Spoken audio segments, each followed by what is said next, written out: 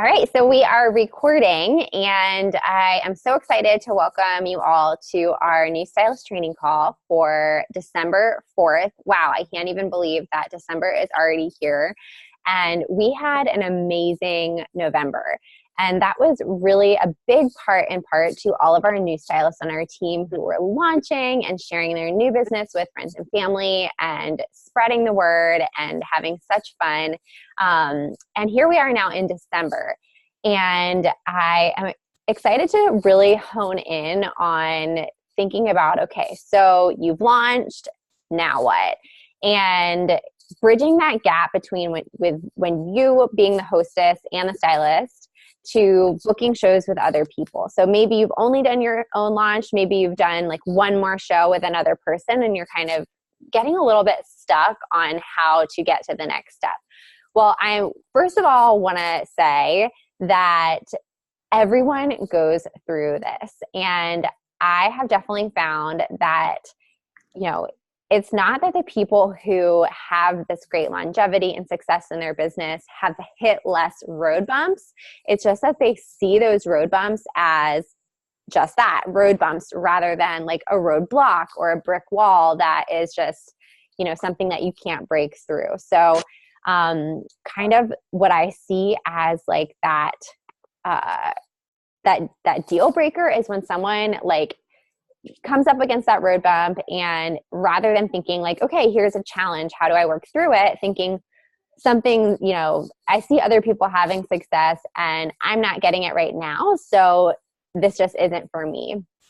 So I think really shifting your mindset to whatever someone else has, if you want it, you just got to figure out what it is that they're doing to get there. I think personally, that was one of the biggest like breakthroughs for me in my business was, seeing success that other people had, and instead of telling myself the story that there must be something about them that's different, that's making them, lucky, like, okay, they just must have either more friends or better connections, or they just, live in a better area, or, whatever excuse kind of I was coming up with for myself, when I shifted that mindset to they must just be doing something that I'm not doing. How can I figure out what that is and implement it in my business too?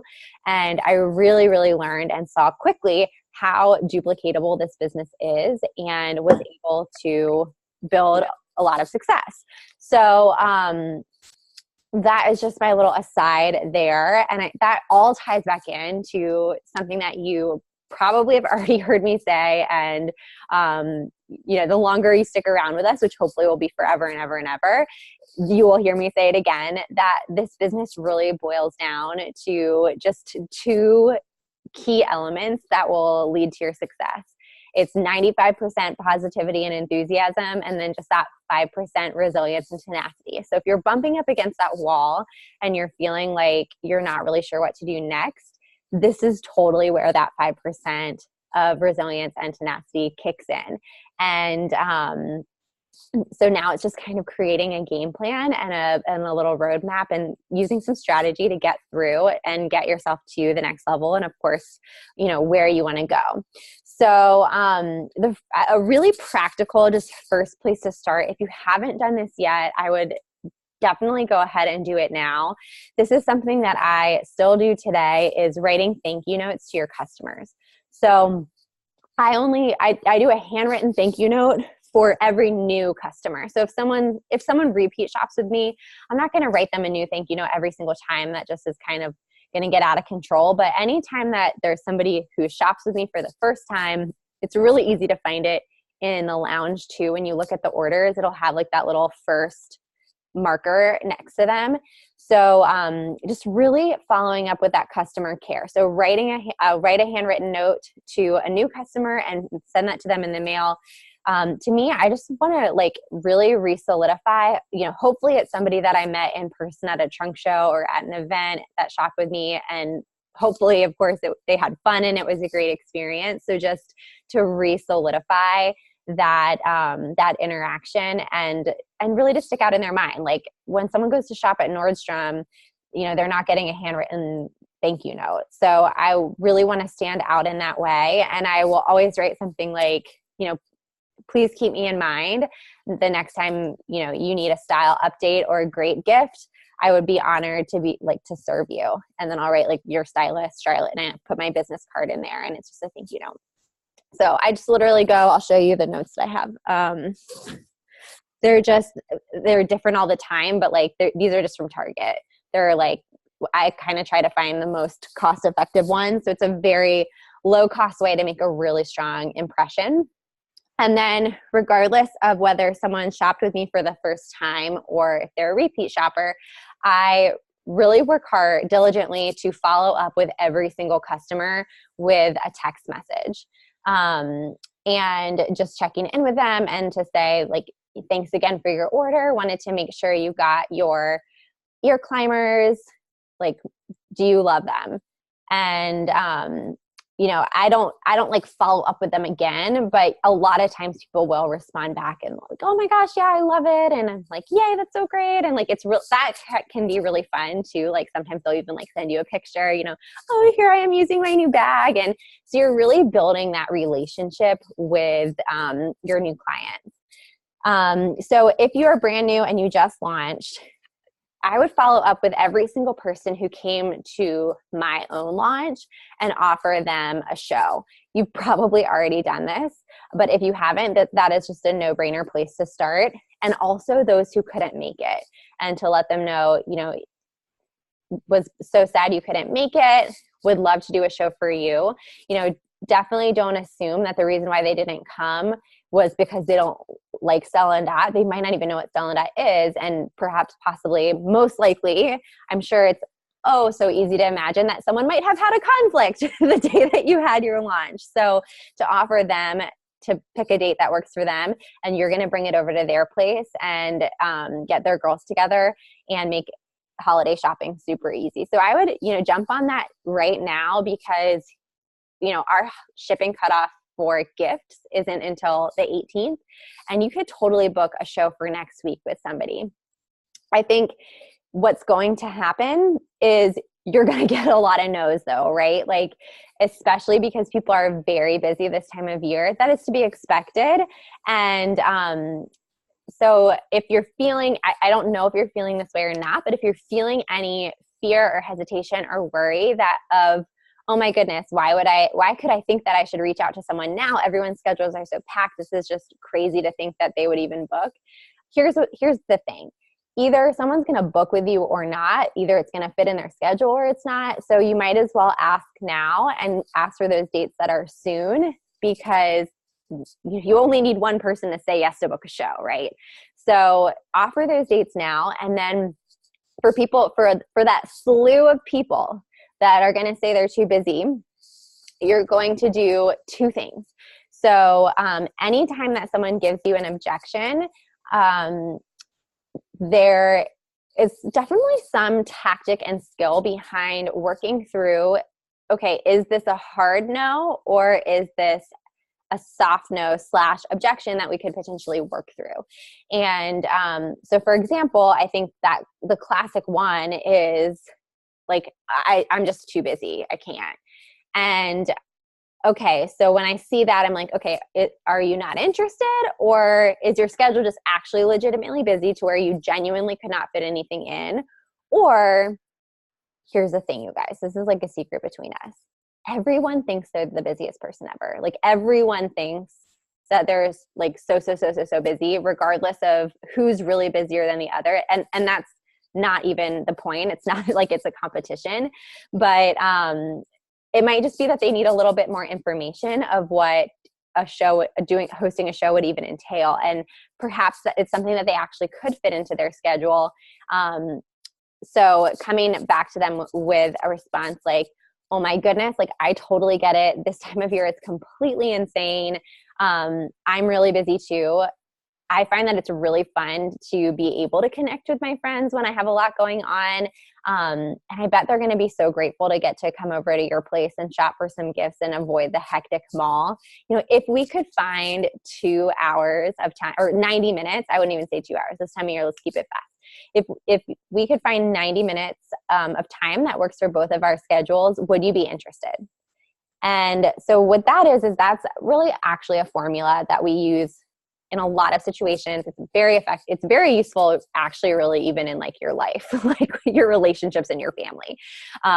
It's feel, felt, found. So it's, creating that empathy where you're like, yes, girl, I understand how you feel. And like, I totally feel that way too. Or even if you don't feel that way right now, you could say like, I've felt that way before, or like, I completely like know what it's like to feel overextended, whatever it is that's genuine. Here's what I've found, which is basically that, if we could find that time that aligns for both of us, and that's where you're giving her a little bit more information, 90 minutes of time that works for both of us. Maybe she's thinking in her mind, a trunk show is like 5 hours long. Like she might not know how it works. Like she might be thinking like, oh, I need a Saturday from 9 to 1 a.m., like 9 a.m. to 1. And like, I just don't have that. And if you let her know, if she's like, oh, it's 90 minutes, like, and I can get a bunch of free stuff, that might be a little easier. And maybe she does want to fit that in. So it's giving her that information. And then, would you be interested? So giving her that question. So just that little bit of pushback. And then if the answer is still no, totally fine. We are not in the business of like hounding people or forcing them to host if they don't really want to or can't fit it in. Like that is not fun for anybody. That is not fun for you. That is not fun for them. Like, yuck. So we don't do that, right? So giving them just that one little layer of pushback and then, move on. I think for anyone who cannot fit it in now, I would also offer them January. And that's, I think, another reason why it's so important to, we're keeping on riding the wave of the momentum that we had in November. Doing as much as we can with helping people with gifts and booking in tight right now for December. But the more that we do now to continue the momentum is going to like ride us great into January. And I would definitely recommend making it a goal to have 1 or 2 shows on the calendar before Christmas for January. It's just going to feel good. Like you're going to feel so good, like completely, disconnecting. Like we will not have any calls. We will not have anything. Like it will be Merry, Merry Christmas. We're all going to be like in our Christmas PJs and sipping cocoa and eating Christmas cookies. And for you to just know in the back of your mind, like you've got 2 shows on the books for January, it's going to feel really good. So for people who say no for right now because they're too busy, like January is like the worst, most boring month, and it's like dark all the time. So people definitely want to get together with their friends. And second half of the month, we'll have the new collection to show them. So that's another great thing that you can offer. Okay, so that's just some kind of tactical stuff. And then I'll just go ahead. So last piece of advice, last tip.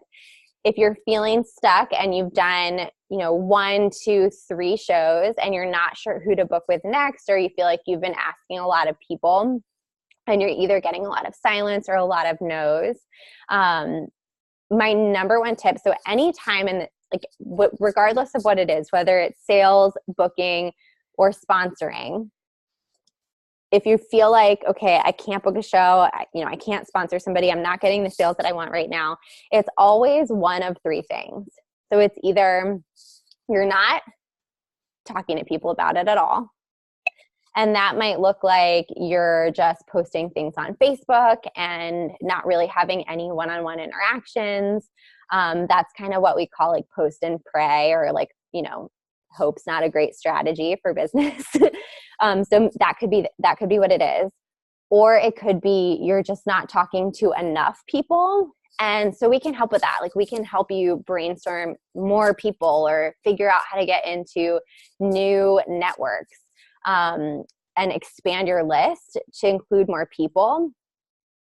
And I'll add more about that in a second. And then the third one is it could just be something about how you're saying it. And we can obviously help you with that too. So a lot of times when it's that, it could maybe be that you're phrasing things as like asking for a favor, or you're kind of making it all about you and not all about them. So like saying something like, oh, like, will you host a show for me? blah, yucky. Like, no, we don't want to, like, it just makes it's not very compelling to like, why would they want to? So really, if you'll notice in the words to say that we share all the time and that Stella and Dot shares all the time, it's very centered on them and what you're doing for them, how you're going to serve them, why it's going to benefit them, and why they would want to do it and why they would want to do it right now. So again, you know, I'm going to make it easy for you. You're going to get free stuff. It's going to be fun for your friends. And why right now? Because everyone's shopping for the holidays, and you're going to be doing them a favor by helping them avoid them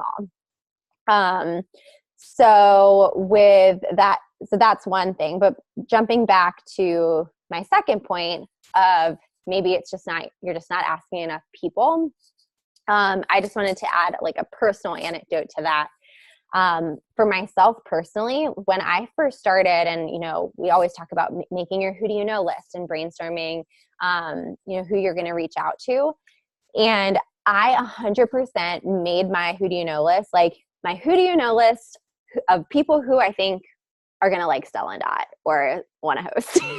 And I think that was kind of subconscious that I was doing that, because it makes sense. Like, of course, you're going to start off by reaching out to the people that you think would be the most interested. That's just logical. Like, you're going to reach out to those people who seem like they would be the best leads first.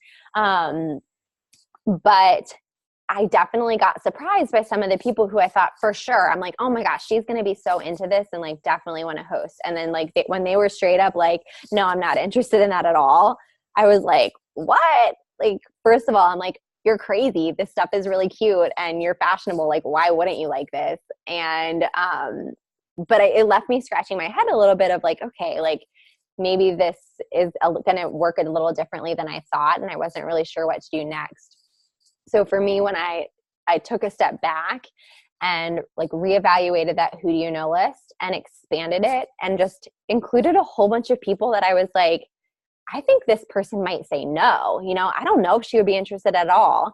And I actually had the same thing happen where when I offered to some of those people, I was just as shocked by them saying yes as I had been by the previous group of people saying no. One specific example of that I can tell you of is someone who I knew from Pure Barre, and this woman did not wear a lick of jewelry. Like, she did not even wear her wedding ring. Like, she wore zero jewelry. And but she was super social, super friendly. And so I was like, you know what, like, this is kind of a shot in the dark because I really don't think she would really care or like Stella and Dot, but I'm just going to throw it out there. And what do you know? She loves hosting things. And she was like, yeah, I would love to support you. So like just those two other reasons that in my mind, I was like, well, someone only really wants to host because they want the free stuff. But for her, she had like a totally different motivation where she enjoyed hosting social get-togethers. She had a great group of girlfriends and she wanted to support me. And like that was compelling to her too. So there are definitely those people out there. That woman and then like two other people that were really more of like acquaintances. Like it was taking a step, like it was a step outside of my comfort zone to approach them and offer to them. But it was also really what bridged me getting out of my really close friends and family to really just brand new people, because they were acquaintances that maybe most were like different type of kind of coworker connections, but their social circles and their friend groups were people that I didn't know. So that was how I got from hosting my own, you know, my mother-in-law hosted, and then getting from those immediate close circles to total stranger zone. So I think that's really key. The faster you can kind of jump out of that personal network pool and into the Strangerville, the better. We always say the analogy that, you know, if you were opening a restaurant and the only people who came to eat in it were your friends and family, that wouldn't really be a restaurant. It would just be a kitchen. So same thing, like you guys are business women and you are launching a business. And so you want to get those people who are shopping with you and hosting and such that are outside of your friends and family. And it's going to be so much more fun when you have like an abundance of people to connect with and talk with, and relationships that you build that are business, so where you don't have to always be just like going back to your friends and your family again and again and again to shop with you. And of course, the hope is that many of your friends and family will be great supporters of your business. I am super blessed that I have many friends and family who do shop with me again and again. But I also have plenty of friends, very close friends and family members who have never shopped with me, never placed an order, never hosted, none of those things. And that's okay. You know, everybody gets to choose. Okay, so that is enough of me just talking. I will open up the floor. I think Ariel hopped off, and then I see Jess and Virginia there. Hello. So Kim, you are the newbie that gets me all to yourself if you have any questions. And if you don't, that's perfectly fine. No pressure. No question. Well, I don't know. I am one of those, I'm putting myself out there. I'm texting people pieces of some jewelry. I'm like, oh, I think Dana would love this for Christmas. Did you get her anything yet? Something with the kids' names on it, and he loved it. And then after I told him the price, conversation ended. I threw it out there for like 5 guys with personalized jewelry. Got no response. There's a couple people I'm trying to get to host. No response. It's kind of like they don't know me. Like they're not even texting me back or messaging me back. And it's really weird because they're like my close friends, but they're very cold. Okay, I'm so at the point where I'm posting things on Facebook of pictures and trying to be excited about like, oh, let's do a trunk show. It'll be fun. And at this point, I just feel like I'm nagging, and I'm just people are going to be defriending me on Facebook because I feel like I'm constantly just posting stuff for them just to scroll up. Nothing. Okay, so let's unpack that a little bit. So I think with like jumping back to the first guy who you're talking about, so you told him the price and he just stopped talking to you? Mm-hmm. Okay, so do you think there could be a chance that maybe he just started doing something else and hasn't had a chance to get back to you yet? I kind of sent him like a little like a wink and no response. So I don't want to be pushing him because if it is too expensive, I want it to be a friendly reminder and not a sales pitch. Because I'm going to be like, well, how about these sparkle studs or something a little bit less of a price point. But I didn't know how to handle that because I didn't want to just be a salesperson. I wanted to come across as, I think she would love this one piece. So, I don't know. Yeah, so I think that he didn't specifically say to you that it was too much money. So I think that you're making that assumption, and you could totally be right. Mm-hmm. That definitely maybe it's too much and that he's not interested. But I wouldn't assume that.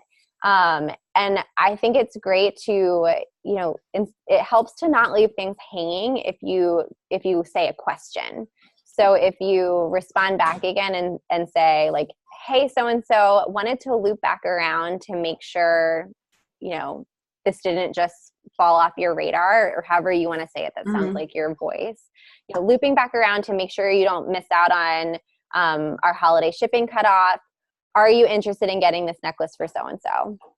It's a yes or no question, and it's not personal, right? And like, you're not going to take it personal anyways, but oftentimes what I find is that especially when you're getting like silence from people, and this definitely applies to booking as well, it's really more about them than it is about you. So don't worry, don't make it about you. A lot of people don't know how to say no. And they're so afraid that they're going to offend you, and they don't know how to say no in a way that is, it's just like they're just as freaked out as you're feeling right now about like, oh, I don't want to be pushing them. Like someone feeling like, oh, like I don't know how to say no, or like I don't want to hurt her feelings or whatever. And so if you can make it really black and white like that, like, are you still interested in this? Yes or no? Then if the shipping no, date cutoff is a good. Yeah. good And if thing it's to be no, like, I just want to make sure if you want it or not, get it by. Yeah, I could totally send them a text like that. totally. And I think because in that you're coming from a place of service of like, hey, I know you're busy. I know you probably don't want to go to the mall, and I want to make sure you're going to get this in time for Christmas. Mm-hmm. And I also I was laughing about this the other day in my mind. So the Miramar sunglasses that were on sale for Black Friday and Cyber Monday, those are like my favorite Stella Dot sunglasses ever. Like I absolutely love them. They're super cute. And when I saw that they were on sale, I was like, oh my gosh, I have to get a second pair as backup because they're retiring. And I'm like, oh, if mine ever break one day or I lose them, I'll be really sad because I love those sunglasses. So I want to grab a second pair. Okay, well, lo and behold, I never placed my order. And next thing I know, they're out of stock. And I was like, oh my gosh, I missed the sunglasses. And I sort of laughed to myself and I was like, if only my stylist had sent me a text message reminder, I would have ordered them. Like that was supposed to be me. So I think, as long as you're coming from that place of service, then it's always going to be like well received. And if the answer is no, I think especially it gives you such that opportunity to build that rapport and build that relationship still. If they say like, no, thank you. Oh my gosh, no worries. Like, so glad you figured out a different gift, or, do you need any other ideas? Like, I just want to make sure you didn't miss it. I think the only thing that ever gives people that sleazy feeling is when there are people out there who can't take no for an answer. So that's why I always look at it as, okay, give like kind of one pushback to it of, again, is it a hard no? Is it a soft no? And if no is no, then okay, no big deal. Like, I'll even ask people with hosting and stuff, especially if it's like, I'm not getting a straight answer, like, I'm not sure, okay, are you really just super busy or you're just not interested? I'll ask people, hey, is this just totally not your cup of tea? Because I don't want to, keep reaching out to you about it if it's something you're not interested in, but like, I would love to keep you on my dream hostesses list, and we could find a time maybe in the spring that would be better. And people will tell you, like, it's they don't know how to say no, and they're worried that they're going to offend you. So I've said that, and people are like, oh, like, I didn't know how to say, but like, I just really don't like hosting things, or like, oh, no, totally keep me on your list. Like, it really just isn't a good time, but that would be really fun in the spring. So you'll be able to get that, that answer from people. Just don't be afraid to kind of like rip the Band-Aid and ask.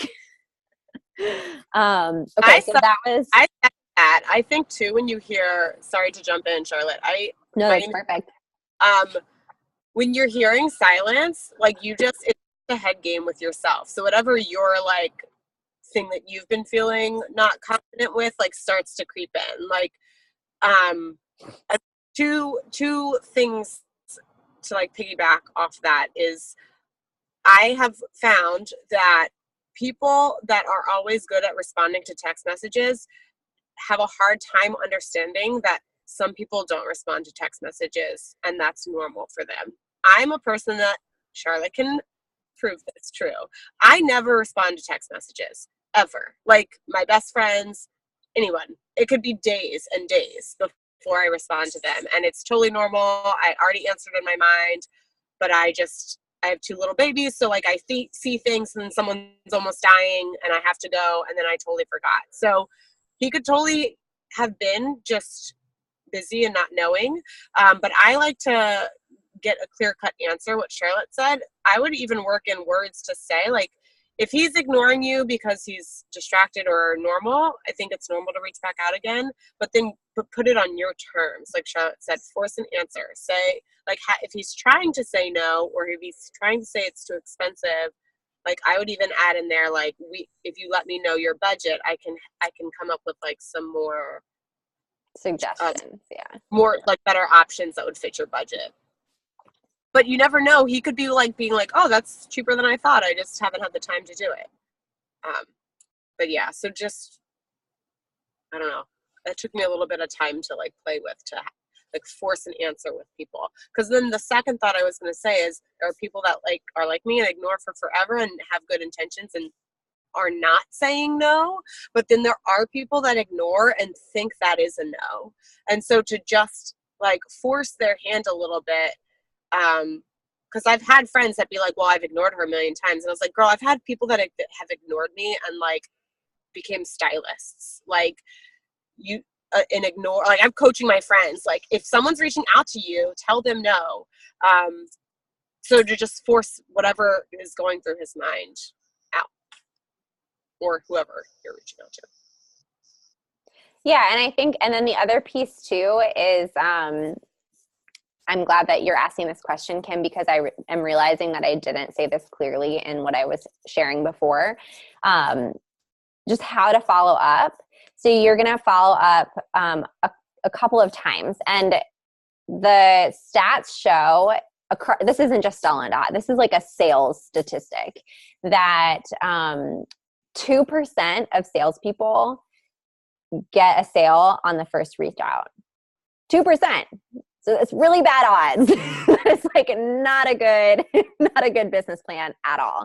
And then of course, like increasingly your, that percentage will increase the more that you follow up with somebody.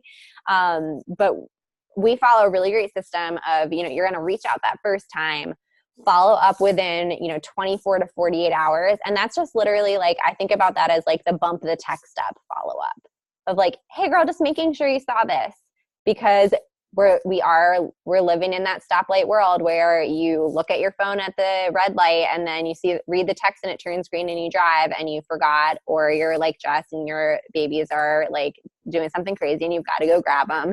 And that is so normal. And like, we all do it. I personally do it all the time. So just bump that text back up and then, follow up one more time. I think for us, that's a great time to follow up with somebody before the shipping cutoff, and then doing what we call close the loop, which I think is just really, really magical.